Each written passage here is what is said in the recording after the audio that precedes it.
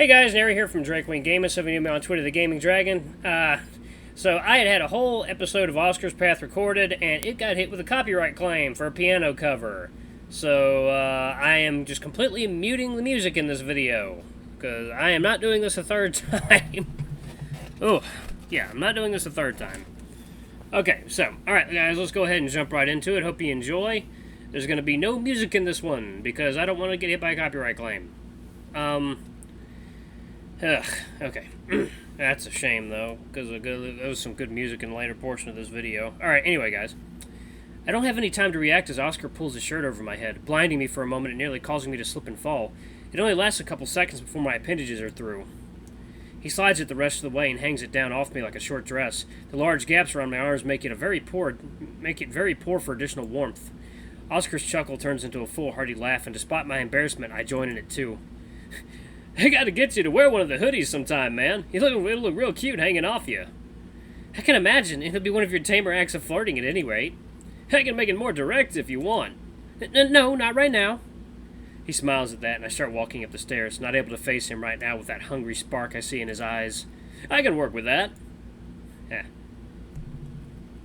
Yep. I was commenting on, like, this straight up just looks like an airport. It looks like an airport that's joined with a hospital. It's so weird. Up the stairs had been just another hallway, but it led to a large open room. Large might be an understatement. It's easily the biggest room we've been in so far. Right next to the double doors we're standing in is a reception desk that looks like it can hold 3 different people, and across from it are rows upon rows of chairs. There has to be at least 50 in this room at least. I've never been in an ER before. I don't think so. Not in a long time if I have. It's usually pretty hectic here. Never a fun time. You've been here before? Every once in a while, someone gets hurt while swimming. Sometimes I carry them out of the pool. When you're this big, it doesn't hurt to help. Normally, the ambulance just takes them from me, but I've carried someone to the ER room before. Looking around the large room, I can't imagine this place being filled up. There's just so much space. Just how many people get hurt at all times for this to constantly fill up? Have you ever been here for yourself? He frowns at that, and it's clear the answer isn't something he's happy with. I don't think he's upset, more embarrassed by it. Just once, during high school. I swam for 6 or 7 hours straight, and I passed out in the water. Parents weren't too happy about that one. Jesus Christ, 7 hours?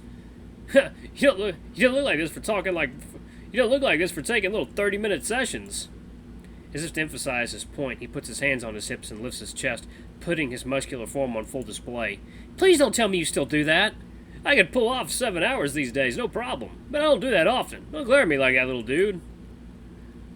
Shoving down any feelings I have towards Oscar's shirtless form, I move towards him and grasp onto his arm, looking up at him with a pleading look in my eyes. Please, please, please don't do that again. I don't want to hear about you being drowned because you passed out in the water from overworking yourself. With a sigh, he squats down in front of me. I expect an angry expression like the one he gave the coach, but he's just smiling. It's a softer and more sadder smile, and his eyes look more concerned for me than for what I'm saying. Hey man, don't worry. I've been doing this for years. I'll be fine. I know what I can handle. I won't get hurt. You promise? I promise. You can beat my ass if I do. Hell, you can get Lee to beat my ass. He'll probably do it. Yeah, but it'll be worth it to see him peeved. Probably has a lot of pent-up emotions. Need to either get laid or knock someone out. Knock someone's teeth out. I'd prefer the first choice, but I get the feeling that it's the second one. I have to pause in response to that, but before I can give any reply, his smile flashes his teeth and he winks. Oh, he's just messing with me again. Even when we're broaching topics he doesn't like, he's still making sure that I'm in a good mood. How did I ever deserve someone who cares about me this much? I hope Oscar, Lee, Lucas, and Lily all know that I think they're some of the best people I know. I understand that I've only known them for a few days, but no one has treated me like this in a long time. Hey dude, what's wrong? Huh? You're tearing up, man. Everything okay? Turning away from Oscar, I hastily wipe my eyes and nose just to make sure I got rid of any residue. I can't let him think that he's upsetting me when he's done nothing but the opposite. No, I'm fine. I'm just thinking about how blessed I am to have you guys as friends. I've never really had any close friends within this week of meeting you guys, and you're all so nice. Yeah, even grumpy? Ooh. There we go. He smiles when he says it, so I know he's just joking around. He squats down next to me, wrapping his arm around my shoulder, his comforting warm aura enveloping me once again. Shit, my phone! Jumping out of his grasp, I quickly fish my phone out from my pants pocket. Panic surges through my brain as I barely register Oscar letting out a chuckle and he moves away from me. From what I can see, it doesn't look like any water dripping from the ceiling has gotten in at all. It's a good thing I didn't waddle through that hallway, or else this would be ruined. I let it aside while Oscar is just nonchalantly leaning against the door frame, waiting for me to calm down. Looks like you're all ready to get back into this. Let's get out here, man. The front door is right there. He points toward a pair of automatic sliding glass doors. Through them, I can see what's outside, but it's hard to see beyond a grayish fog. Looks like the winter fog is coming in early this year. It must be cloudy out. At least I hope that's what it is and not anything worse. There's something ominous about nothing but cloudy grayness beyond these doors. I just hope this place is making me paranoid. Yeah, it's kind of odd because it's actually cloudy gray out. It's been cloudy gray outside all this morning. Weird coincidence. Oh God, I'm not in the Violet Memoir, am I? Oscar doesn't have any reservations and pulls on the handle, causing the door to rattle. He even gives an extra hard tug just in case it was stuck. I guess it makes sense that it's locked. This is probably an abandoned building after all. They probably want to stop squatters. Yeah, no sweat. Let's go find the others and see if we can find another door. Can always just smash this one if we have to. These guns aren't just for show, you know. Right. Yeah. Oscar gives a shrug and walks back to the chairs, leaving me staring out the giant windows and into the foggy abyss. There isn't much to see, but just what looks to be a parking lot next to a group of trees. With the way they fade into darkness, it gives the illusion of a forest in the distance. Then I see something in the distance. It's hard to make out, but I think it's someone standing there, looking back at the hospital. I'm not even sure if there's anyone there. They're just barely visible through the fog. It could just be a sign, but something about it gives me the chills. It's like it's staring right at me, but I can't see any features. It doesn't make any attempt to move either. It just stands there, watching. I think someone's out there. Wait, really? Oscar waddles back and peeks through, following my finger towards the faint outline of a person in the distance. I don't think so. No species is that color. Looks more like a thick mist or a sign or something. You're just freaking yourself out. Are you sure? Yeah, I am. Come on, Slowpoke. I don't mind waiting around, but you look pretty antsy to get out. Pushing away my curiosity, I turn around and follow him. The room is freezing and there's water dripping from the ceiling. The place looks a little decrepit, but I didn't think it would leak this bad. Just the previous rooms we've been into, the floor is floated up to my ankles and is still unnaturally still. When I make it to Oscar, he places a hand on my back and pushes me through the door. It's noticeably hastier, like he's in a rush. Oscar, what's wrong? Nothing. I just don't like that room. Why not? It's strange, you know. Well, there's a hallway you need to take stairs to go both in and out of without anything inside it. It is strange now that he's pointing it out. I had been so distracted by Oscar's antics I didn't give it too much thought when we left the hallway by going up the stairs again. Looks like this place is finally starting to get to him now, too. We'll find the others and get out of here. It'll be alright, I think. As if he's not guiding me around this creepy abandoned hospital, he runs a hand through my head fur and gives me one of his smiles again. I'm not stressed. I can knock someone out in a fight. I'm not some bodybuilder who's all show. I just don't want you getting caught up in all of it. Yeah, I don't think I'd be good in a fight. We wouldn't that pretty face to get hurt now, would we? Can you stay close?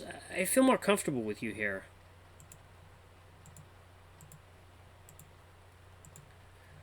That makes his eyes widen just a bit, and only for a moment before returning to normal, but it feels like the blue in his eyes are back to their shimmery self. Hell yeah! Let's go back to looking around. There's got to be another way out of here. However, that is quickly stricken down by the contents of the hallway we're in. Despite the numerous doors lining it, none of them are unlocked. Oscar tried to push one of them in, but it didn't budge in the slightest. The further one had a keyhole, but no key to speak of, just like the door outside. It's a dead end. Nowhere for us to go. Something's very wrong here, and I can feel my heart pulsating. The beat thundering in my ears, blocking out everything else. What if we're trapped in here with no way to get back to Lily? She'll be trapped in here all by herself, let alone if Lee and Lucas are here too. Hey, Wallace! Look at me, come on! Oscar's voice brings me back to reality, and I can feel myself being tugged back and forth. He's grabbing my shoulders and gently shaking me. Just breathe! Looking towards him, he's squatting next to me, his face contorted in concern. Something about that scared look in his eyes is enough to shake me out of my daze. I'm okay. I take deep breaths until I feel my heartbeat return to normal, but in its place is a headache and a nauseous quivering in my stomach. It must be from all the stress. Oscar's face relaxes as well, and he places a hand on my cheek, a gentle caress as he gives a smile. What's wrong? Something happened to you? The thought of them being trapped here causes my heart rate to spike a little, and I force myself to focus on the warm feeling on my cheek. I'm scared. What if the others need our help? What if they're lost or trapped in one of these? Hey, I told you, it's gonna be alright. Look at these doors. Almost all of them don't have keyholes. They probably lock in on themselves, lock on the inside. If they're stuck in one of these, they can just get themselves out. Shaking my head, I pull away from Oscar and stretch myself, feeling the burn in my muscles. Right. Yeah, sorry, this place is really getting to me. I think it's the water. It's freezing in here and you're not used to it. You're probably getting more jumpy than usual. Come on, let's head back to the ER and see what we can find. Okay.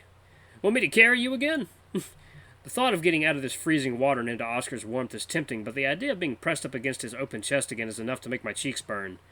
I'll be fine. He smirks at that and gives his signature deep chuckle. Suit yourself. Offer's always open, dude. At that, he wraps his tail around my waist and pulls me against him again, almost knocking the wind out of me when I thump into him. Shit, sorry, forgot how light you are sometimes.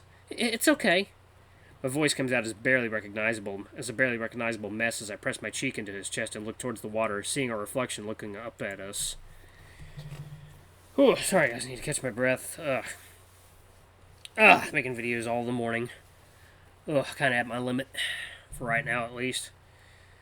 I consider pulling away, but when he places a hand on my shoulder, and I can feel the warmth radiating from both his arm and his body. I can't stop myself from latching onto him. Thanks. Anytime, little dude. I wouldn't say I'm burnt out. I'd just say I've been making videos all this morning. Like I need to take a break. I usually try and make a few videos every day. The emergency room is the same as we left it. It's still eerily empty with no indication that anyone's come through here in a long time. The chilly water around my feet is still ever present and always distracting. Even with Oscar's warm body against me, I can feel the fur on my arms standing on edge and my lips feel numb. Maybe we should go back the way you came. You're quivering like a leaf. I don't mind holding you like this, but you're not looking too good, man. We can't. There's nothing there but grate blocking where I came from. Maybe I can break it in. Can't hurt to try, right? His smile has long since dropped off his face, and he just looks worried. He's nearly leaning over me to try and surround me as much as possible. I'm fine. We should just look for a key somewhere. There must be one for the door at the end of the round here, right? Alright, yeah. Good thinking, man. If we don't find anything, I'll just kick the glass on the door out. Might get some cuts, but it's better than you freezing to death. Oscar! Come on, man. Don't give me that look. These legs are powerful. Now let's find that key. Pulling away from Oscar, I head over towards the front desk and look behind it. I expect Oscar to look around elsewhere, but he seems intent on staying next to me. I think he's worried I might pass out.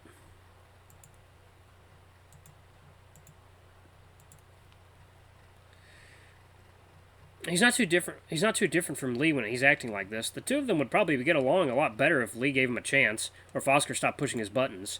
Shaking my head, I focus on the desk. There's not too much on it. Just a computer monitor, a keyboard, and some pens. No paperwork or anything. Looking under the desk for the computer, I find that the monitor isn't attached to anything at all. The end of its cord is just flooding in the water. Look at those drawers. Gotta be something in there. No way there ain't. Oscar points towards the opposite side of the desk, and sure enough, two of them are sitting there just waiting to be inspected. I expected it to be locked, but it pulls out with little resistance. What's inside is less than stellar news. It's just filled with empty books, unopened boxes of pens, and other office supplies. There's one thing out of the ordinary here, though. It's another pamphlet, but not from the hospital. It's an advertisement for a cruise. Looks like the owner of his desk had been planning on taking a vacation. I wonder if they ever did. Take a break from the stresses of life and come take a journey on Paradise's Grace, a luxury cruise ship waiting to give you the trip of a lifetime. It goes on to list all the numerous activities and luxuries available. There's no prices listed, and that's probably a good thing. The prices might just make me feel even more sick. What are you looking at? Oh, it's just a brochure for a vacation. I got distracted, sorry. You don't need to apologize to me, man. I'm just glad you're not trembling as much as before. If you start again, I'll pick you up again. If he wants me to hurry so much, why is he always trying to distract me? Putting everything back into the drawer, I open the next one, and like some kind of miracle, a key is sitting there. It's just sitting there on some papers in the middle of the drawer. It's a surreal moment where I doubt what I'm seeing, but then a rush of excitement. This might finally get us out of this place, or at least out of this freezing water. But when I lift up the key, I'm surprised by what's underneath it. It's a very familiar-looking handwriting. Helena's handwriting. It's a page from her diary, the torn edges showing it to be one of the pages ripped from the book. Lifting it up to examine it, I'm relieved to find it's still dry. The water might only come to my ankle, but the moisture in the air could have easily ruined the page. Is that a key? Oscar's practically bouncing next to me as he lifts up my other hand, still gripping the key. The warmth surrounding my hand is a reminder of how cold this room is.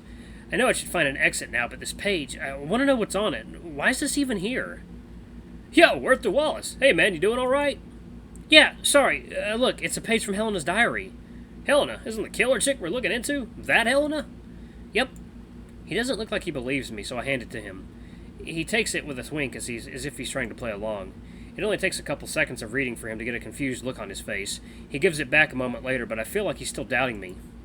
I don't know, man. You sure this is hers? Could be anyone's.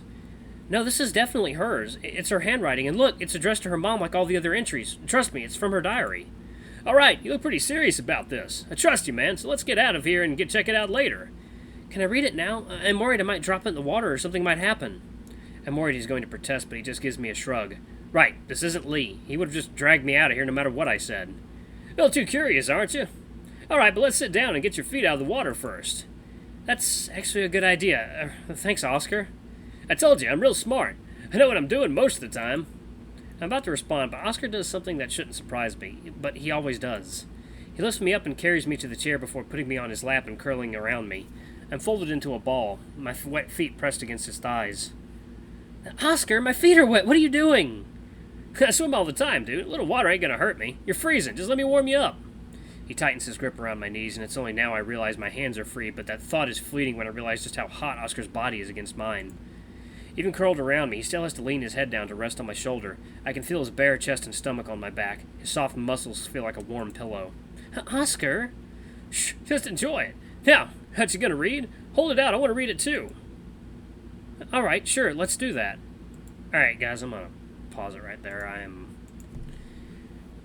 all kinds of sore right now. I need to get up and stretch and walk around. This is gonna be a little bit shorter today. Not too much shorter, just a little bit shorter, maybe a couple minutes. But anyway, guys, I think we're gonna be reading more of the diary in the next video. So, how does this link to this place? And what was that figure out there in the mist?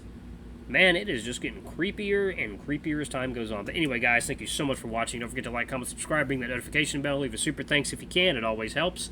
Until the next video, I love you all. I'll see you next time. Bye-bye!